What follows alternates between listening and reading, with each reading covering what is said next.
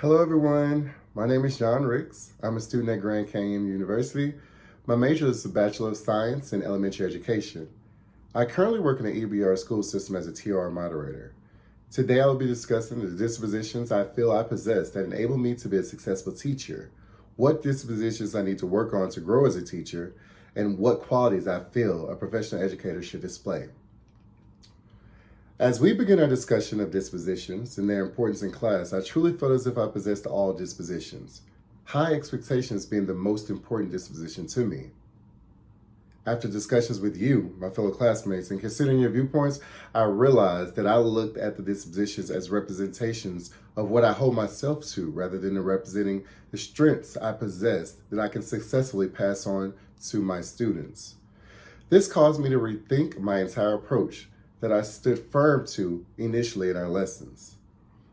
With this different outlook, I feel the disposition I possess that I can pass on as well as model would be honesty. A disposition of honesty is important to me as honesty is acting, speaking, and carrying myself with integrity at all times, ensuring transparency with admin, staff, students, and their parents or guardians. With a strong disposition of honesty, I feel the disposition of fairness comes naturally.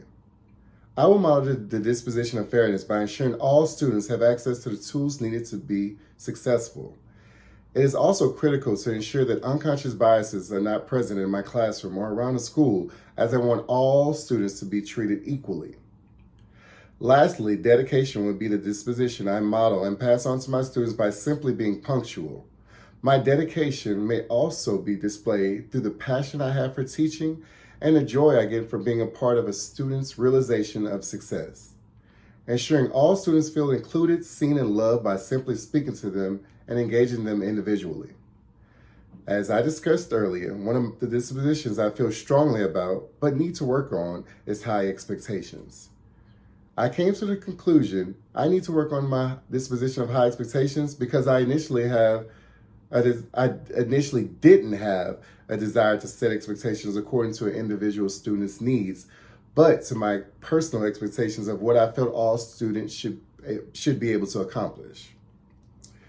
I hold myself to high expectations with the assumption that lowering them may be a sign of failure or giving up on which shouldn't apply to my students. Therefore, I am working on my favorite disposition so that I may utilize it for the betterment of my students' education.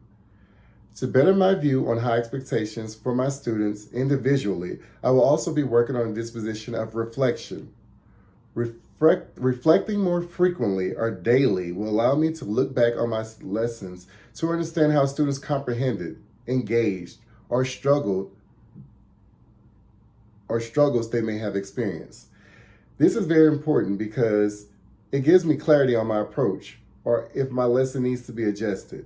Ultimately, it may show me that expectations needs to be changed.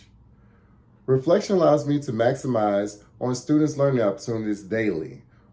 Lastly, working on my disposition of curiosity, though I am naturally a curious person, I am working on my disposition of curiosity when it comes to my students. Doing so will push them to learn more and become more detailed. Asking why an answer is correct or how they came up with an answer pushes them to think further, promoting an environment of thinking past what is required. Picking at a student's curiosity also gives me the opportunity to create a genuine relationship with them. Professional educators must display all dispositions as we set the tone of our school and classroom. We must model the behavior that we expect of our students in everything we do, from being on time, the way we carry ourselves, and the love we display to others despite our differences.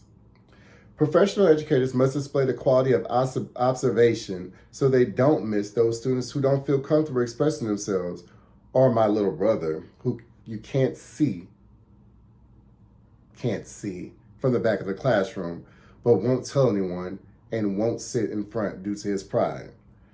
Displaying the quality of patience